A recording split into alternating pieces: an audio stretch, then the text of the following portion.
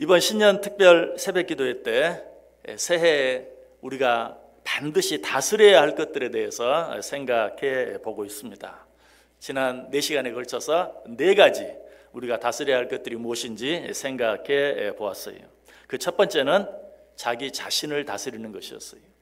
그 두 번째는 우리 앞에 놓여진 세월, 시간을 잘 다스리는 것이었어요. 그리고 그 세 번째는 우리가 살아가면서 우리 앞에 만나게 되는 많은 장애물들을 잘 다스려야 한다라고 말씀드렸고요. 바로 지난 시간 4번째로는 염려를 잘 다스릴 수 있어야 된다라고 말씀드렸어요. 물론 이것들 외에도 우리가 다스려야 할 것들이 너무나 많이 있죠. 그런데 이제 오늘이 신년 특별 새벽기도의 마지막 날이기 때문에 한 가지만 더 생각해 보려고 그래요. 새해 우리가 잘 다스려야 할 것 5번째 무엇일까요? 그것은 바로 지난 시간에 생각해 본 염려와 깊은 관계가 있어요. 지난 시간에 제가 어떻게 말씀드렸습니까? 우리가 염려를 다스리기 위해서는 염려를 기도로 바꾸어야 한다. 염려 대신 기도해야 한다. 우리에게 염려거리가 생기면 그것이 기도 제목인 줄 알고 하나님께 기도로 아뢰고 맡겨 드려야 한다라고 말씀드렸어요. 자, 그런데 우리의 염려를 기도로 바꾸는 데 있어서 최대의 적이 있습니다. 그것이 무엇인지 아세요? 그것은 낙심이에요. 그리스도인 치고 기도하지 않는 사람 한 사람도 없어요. 기도해야 한다는 사실을 모르는 사람도 한 사람도 없어요. 그런데 문제가 무엇입니까? 기도하는 많은 사람 중 대부분이 기도하다가 낙심에 빠지고 만다는 것이. 이 말은 기도에 관한 그리스도인의 최고의 문제는 기도하지 않는 것이 아니라 기도하다가 낙심하고 만다는 것이. 여러분, 낙심이란 무엇입니까? 사전적인 정의를 보면 용기와 희망과 자신감을 잃어버린 상태라고 되어 있어요. 한마디로 기가 꺾인 상태, 소망을 잃어버린 상태를 말해요. 그래서 낙심이란 말 대신 낭망이라는 말을 쓰기도 해요. 때로는 낙담이라는 말을 쓰기도 하죠. 이 말은 담력을 잃어버렸다는 거예요. 하나님 앞에 기도할 용기조차 잃어버린 것을 말하죠. 기도하는 사람이 낙심해서 용기와 희망과 자신감을 잃어버렸다면, 무엇보다도 하나님과 사람 앞에서 담력을 잃어버렸다면 이 일을 누가 가장 기뻐할 것 같아요? 호시탐탐 우리를 공격하고 우리를 무너뜨리고 우리를 쓰러뜨리기를 원하는 사탄이겠죠. 그래서 사탄은 우리들로 하여금 기도하지 못하게 하는 것이 아니라 기도하다가 낙심하게 만드는 것을 최고의 무기로 사용해요. 다시 말해서 기도하다가 낙심하는 것이야말로 우리가 가장 조심해야 될 우리의 가장 무서운 적이라는 것이. 그렇다면 이처럼 무서운 적인 낙심을 이기기 위해서는 어떻게 해야 할까요? 가장 먼저 우리 주위에 있는 모든 사람들을 신뢰의 대상으로 바라볼 것이 아니라 사랑의 대상으로 바라볼 수 있어야 돼요. 여러분, 우리 가운데 생기는 대부분의 낙심이 누구 때문에 생깁니까? 사람 때문에 생겨지는 것을 보게 돼요. 특별히 사랑하는 사람을 잃었을 때, 혹은 사랑하는 사람에게 실망했을 때 우리들이 낙심하게 돼요. 그러나 이런 일들 앞에서 우리가 낙심하게 되는 이유는 우리가 그 사람을 사랑했기 때문이 아니라 그 사람을 신뢰했기 때문이, 또 나를 어떤 사람이 꼭 실망시켜서가 아니라 내가 그 사람을 너무 신뢰했기 때문에 그 사람의 잘못으로 인해서 내가 실망하고 낙심하게 된다는 것이. 이런 낙심으로부터 우리를 지키기 위해서는 우리 주위에 있는 모든 사람들을 사랑하되 신뢰할 분은 오직 하나님 한 분밖에 없다는 것을 분명하게 내 마음에 새김으로 이런 낙심을 이길 수 있는 것이. 우리는 사람을 바라볼 때 낙심하게 돼요. 사람을 신뢰할 때 낙심하게 돼요. 그러므로 우리는 사람을 바라보고 사람을 신뢰할 것이 아니라 오직 하나님 한 분만을 바라보고 오직 하나님 한 분만을 신뢰할 수 있어야 돼요. 사람을 바라볼 때는 힘이 빠지게 되지만 하나님을 바라볼 때는 새 힘이 생기게 되어 있어요. 자, 우리 사실 말씀을 통해서 한번 확인해 볼까요? 이사야 40장 31절 말씀 한 목소리로 같이 읽습니다. 오직 여호와를 앙망하는 자는 새 힘을 얻으리니 독수리가 날개치며 올라감 같을 것이요 다른 박질하여도 곤비하지 아니하겠고 걸어가도 피곤하지 아니하리로다. 아멘. 오직 여호와를 앙망하는 자는 어떻게 된다고요? 새 힘을 얻는다. 사람을 바라보고 사람을 신뢰하는 자는 어때요? 실망할 것밖에는 없어요. 그때가 언제일지 몰라도, 그때가 좀 더 늦어질 수 있을지는 몰라도 언젠가는 실망하게 돼 있어요. 그러나 하나님을 바라보고 하나님을 신뢰하는 자는 새 힘을 얻게 된다라고 말하고 있어요. 다윗이 한때 아말렉 사람들의 공격으로 자기 아내와 자녀들이 다 사로잡혀간 그런 일을 당할 때가 있었죠. 여러분, 얼마나 크게 낙심했겠어요. 그 사실은 다윗이 이 일 앞에서 소리 높여 운 것을 통해서 알 수 있어요.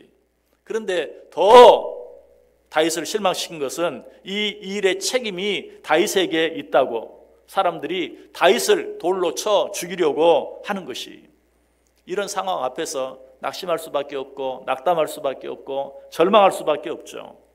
그런데 이처럼 절망스러운 상황 속에서 다윗이 어떻게 합니까? 어떻게 함으로 그 실망과 낙심과 낙담을 이겨냅니까? 자, 이 사실도 우리 말씀을 통해서 한번 확인해 보겠습니다. 사무엘상 30장 6절 말씀 같이 읽습니다. 백성들이 자녀들 때문에 마음이 슬퍼서 다윗을 돌로 치자 하니 다윗이 크게 다급하였으나 그의 하나님 여호와를 힘입고 용기를 얻었더라. 아멘. 사람들은 자기를 실망시켰어요. 정말 그들을 지키기 위해서 나가서 목숨을 걸고 싸우고 돌아왔는데 자기 가족들을 잃었다고, 그 모든 책임이 다윗에게 있다고 다윗을 돌로 쳐 죽이려고 할 때 다윗의 마음이, 자기도 자기의 모든 가족들이 다 끌려가고 사로잡혀 갔는데 모든 책임을 자기에게 돌릴 때 얼마나 그 마음이 아프고 얼마나 실망하고 얼마나 낙심했겠어요. 그러나 그럼에도 불구하고 다윗은 어떻게 했다고요? 그의 하나님 여호와를 힘입고 용기를 얻었더라라고 말하고 있어요. 이처럼 힘들고 어려울 때 다윗이 잃어버린 자기의 사랑하는 사람들을 쳐다보았다면, 거기다가 그 모든 책임을 자기에게 돌리며 자기를 돌로 치려 하는 사람들을 바라보았다면 그는 다시 일어날 수 없었을 거예요. 정말 실망하고 낙심해서 그 자리에 주저앉아 버리고 말았을 거예요. 우리가 아는 다윗의 이야기는 거기에서 끝나고 말았을 거예요. 그러나 그때 그는 그런 사람들을 바라보지 아니하고 하나님을 바라보았습니다. 그렇게 했을 때 실망하고 낙심한 것이 아니라 새 힘과 용기를 얻을 수 있었다. 그래서 다윗은 뭐라고 고백하는 줄 아세요? 우리 그 고백도 한번 같이 읽어볼까요? 시편 28편 7절 말씀 같이 읽습니다. 여호와는 나의 힘과 나의 방패이시니 내 마음이 그를 의지하여 도움을 얻었도다. 그러므로 내 마음이 크게 기뻐하며 내 노래로 그를 찬송하리로다. 아멘. 이 고백이 저와 여러분의 고백이 되길 원합니다. 실망할 수밖에 없고 낙심할 수 없는 가운데도 하나님만 바라보고 하나님만 의지하고 하나님만 신뢰하면 이런 감사의 고백, 이런 승리의 고백을 할 수 있어요. 여호와는 나의 힘과 나의 방패이시니 내 마음이 그를 의지하여 도움을 얻었도다. 그러므로 내 마음이 크게 기뻐하며 내 노래로 그를 찬송하리로다. 이 안에 하나님 바라봄으로 말미암아서 저와 여러분의 입에서 이 감사, 이 고백, 이 찬송이 끊이지 않게 되기를 원해요. 또 한 가지, 우리가 낙심을 극복하기 위해서는 하나님께서는 공의로우셔서 우리의 기도를 반드시 응답해 주신다는 사실을 꼭 기억해야 돼요. 아까도 말씀드렸지만 많은 사람들이 기도해요. 하나님 믿는 사람 다 기도해요. 그러나 그 기도의 응답이 늦어질 때 실망합니다. 낙심하고 말아요. 이런 자들을 향해 예수님께서 오늘 본문에 나타난 과부와 불의한 재판관의 비유를 말씀해 주시는 것이, 오늘 본문이 이렇게 시작하고 있죠. 예수께서 그들에게 항상 기도하고 낙심하지 말아야 할 것을 비유로 말씀하여 이르시되. 자, 그 비유의 내용이 무엇이었습니까? 어떤 도시에 하나님을 두려워하지 아니하고 사람을 무시하는 한 불의한 재판관이 있었죠. 그리고 어떤 사람에게 원한을 가진 한 과부가 있었어요. 이 과부가 이 재판관을 찾아갑니다. 그리고 자기의 원한을 풀어달라고 요청을 합니다. 그러나 이 불의한 재판관은 귀찮아했어요. 내가 왜 너의 이 원한을 풀어줘야 하느냐? 내가 왜 너의 그 요청을 들어줘야 하느냐? 그럼에도 불구하고 이 과부는 포기하지 않고 계속해서 요청하고 또 요청합니다. 그때 이 재판관이 어떻게 하죠? 오늘 본문 5절 보시면 이 과부가 나를 번거롭게 하니 내가 그 원한을 풀어주리라. 그렇지 않으면 늘 와서 나를 괴롭게 하리라. 한마디로 내가 귀찮아서라도 저 과부의 요청을 들어줘야 되겠다.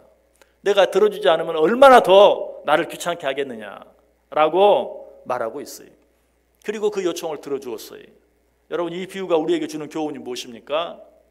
오늘 보면 6절 7절에 그 교훈이 무엇인지 잘 말씀해 주고 있어요. 자, 그 내용 같이 한번 읽어봅니다. 오늘 본문 6절 7절. 주께서 또 이르시되 불의한 재판장이 말한 것을 들으라. 하물며 하나님께서 그 밤낮 부르짖는 택하신 자들의 원한을 풀어주지 아니하시겠느냐. 그들에게 오래 참으시겠느냐. 아멘. 무슨 말일 것 같아요? 불의한 재판관도 요청하고 또 요청하니까 귀찮아서라도 그 요청을 들어주지 않느냐. 하물며 공의로우신 하나님께서 너희들이 하나님께 기도하고 또 기도하면 그 기도를 들어주시겠느냐, 들어주시지 않겠느냐라고 말하고 있어요. 성경 다른 곳에서 똑같은 의미를 가진 내용을 한 구절을 더 꼽는다면, 악한 부모라도 자식에게 좋은 것으로 줄 줄 알거든 하물며 하늘에 계신 너희 아버지께서 당신의 자녀들에게 좋은 것으로 주시지 않겠느냐. 오늘 본문에서는 불의한 악한 재판관이라도 어떤 사람의 요청을 들어주는데 하물며 공의로우신 하나님께서 너희의 요청을 들어주겠느냐, 들어주시지 않겠느냐. 그러므로 너희는 포기하지 말고 낙심하지 말고 기도하되 끝까지 기도하라고 우리에게 말씀하고 있어요. 무엇보다도 우리에게 힘이 되는 것은 오늘 본문 8절 말씀이죠. 내가 너희에게 이르노니 속히 그 원한을 풀어주시리라. 여러분, 여기에서 우리는 속히라는 말의 의미를 분명히 알아야 돼요. 이 속히라는 말 속에는 두 가지 의미가 있어요. 그 하나는 시간적으로 빨리, 곧, 속히, 빨리, 곧. 그런데 이 의미로만 생각하면 우리가 기도하다가 낙심할 수밖에 없어요. 아니, 속히 응답해 주신다고 하지 않았습니까? 그런데 왜 이렇게 늦게, 더디게 응답하십니까? 하나님 앞에서 원망할 수밖에 없고 불평할 수밖에 없고 그러다가 낙심할 수밖에 없어요. 그러나 이 속히라는 의미 속에는 빨리, 곧이라는 의미뿐만 아니라 또 한 가지, 갑자기, 한꺼번에, 어느 날 갑자기, 어쩔 때는 그 응답이 늦어질 수 있어요. 아, 이제는 끝났구나, 더 이상 응답을 기대하기는 어렵겠구나 라고 생각할 때까지 늦어질 수도 있어요. 그러나 어느 순간에 갑자기 전혀 생각지 못했던 때에 한꺼번에 응답해 주실 수도 있다라는 그런 의미가 이 속히라는 말 속에 있어요. 좀 더 구체적으로 말하면 이제는 더 이상 응답을 기대할 가능성이 전혀 없다라고 생각할 그때에, 내 생각과는 전혀 다른 때에 하나님이 응답해 주신다라는 그런 의미가 있다는 것이. 그러므로 우리는 하나님 앞에 기도하다가 절대로 낙심하면 안 돼요. 여러분, 우리가 하나님 앞에 기도하면서 낙심하지만 않는다면 반드시 기도 응답을 받을 수 있어요. 왜? 그것이 하나님의 약속이기 때문에. 그러나 그 기도 응답을 받지 못하는 이유는 무엇이에요? 기도하다가 낙심하고 말기 때문에 그래요. 자, 그런데 이 8절 말씀 뒷부분에 보면 또 한 가지 우리가 꼭 기억해야 될 중요한 말씀이 있죠. 8절 끝부분 보세요. 그러나 인자가 올 때에 세상에서 믿음을 보겠느냐. 다시 말해서 너희들이 실망하지 않고 낙심하지만 않으면 너희가 하는 모든 기도의 응답을 반드시 받을 수 있을 터인데, 그때까지 실망하지 않고 낙심하지 않고 기다릴 수 있는 자를 내가 몇이나 만나 보겠느냐라고 말하고 있어요. 여러분, 기다릴 수만 있으면 하나님의 응답은 반드시 오게 되어 있어요. 우리가 원하는 대로 뿐만 아니라 우리가 원하는 것 이상으로, 내가 바라고 원하는 것보다 훨씬 더 좋은 것으로 우리 하나님이 반드시 응답해 주신다는 것이. 그래서 사도 바울은 갈라디아서 6장 9절에서 이렇게 말해요. 우리가 선을 행하되 낙심하지 말지니 포기하지 아니하면 때가 이름에 거두리라. 포기하지 아니하면, 실망하지 아니하면, 낙심하지 아니하면 때가 이름에 거두리라. 역시 이 말씀 뒤에도 그러나 그 때에, 그 때까지 기다리는 사람을 내가 몇이나 볼 수 있겠느냐. 자, 그렇다면 우리가 끝까지 낙심하지 않고 포기하지 않기 위해서는 어떻게 해야 할까요? 히브리서 12장 3절에 보면 너희가 피곤하여 낙심하지 않기 위하여 죄인들이 이같이 자기에게 거역한 일을 참으신 일을 생각하라. 너희들이 피곤하여 낙심하지 않기 위해서는 우리를 위하여 고난을 당하시되 끝까지 참으신 우리 주 예수 그리스도를 생각하라 라고 말하고 있어요. 주님의 고난을 깊이 묵상하는 것이, 주님께서는 우리를 위해서 도무지 참을 수 없는 그 모든 고난을 끝까지 참아내셨어요. 우리가 주님의 고난을 어떻게 묵상할 수 있을까요? 하나님께서 우리에게 주신 약속의 말씀들을 깊이 묵상하면 돼요. 시편 119편 92절에 보면 주의 법이 나의 즐거움이 되지 아니하였다면 내가 내 고난 중에 멸망하였으리이다.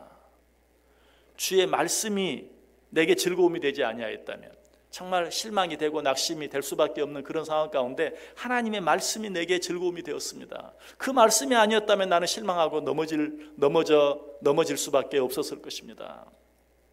또 시편 119편 50절에 이 말씀은 나의 고난 중에 위로라. 주의 말씀이 나를 살리셨기 때문이니이다. 하나님의 말씀을 깊이 묵상하는 것이, 주의 고난을 깊이 묵상하는 것이, 여러분, 어떤 사람이 내게 약속을 했는데 그 약속을 지키지 않는 것처럼 보여요. 그때는 어때요? 그 사람이 나에게 적어준 어떤 내용이 있다면, 그리고 도장을 찍어준 어떤 내용이 있다면, 사인을 해준 어떤 내용이 있다면, 아니 공증까지 해준 어떤 내용이 있다면, 그것을 보면서 다시 한번 기다릴 수 있는 것이죠. 하나님의 말씀이 그와 같은 것이, 우리 눈앞에 보이는 상황은 하나님의 응답과는 너무 거리가 멀어 보여요. 그때마다 우리는 무엇을 꺼내서, 하나님께서 우리에게 주신 약속의 말씀을 꺼내서 그 말씀을 깊이 묵상해야 돼요. 그렇게 할 때 그 말씀이 내가 끝까지 기다릴 수 있는 힘과 용기를 우리에게 더해준다라고 말하고 있어요. 여러분, 이 한 해 어떻게 살기를 원하세요? 우리가 여러 가지 많은 것들을 다스려야 돼요. 무엇을 다스려야 돼요? 우리 안에 낙심을 다스릴 수 있어야 돼요.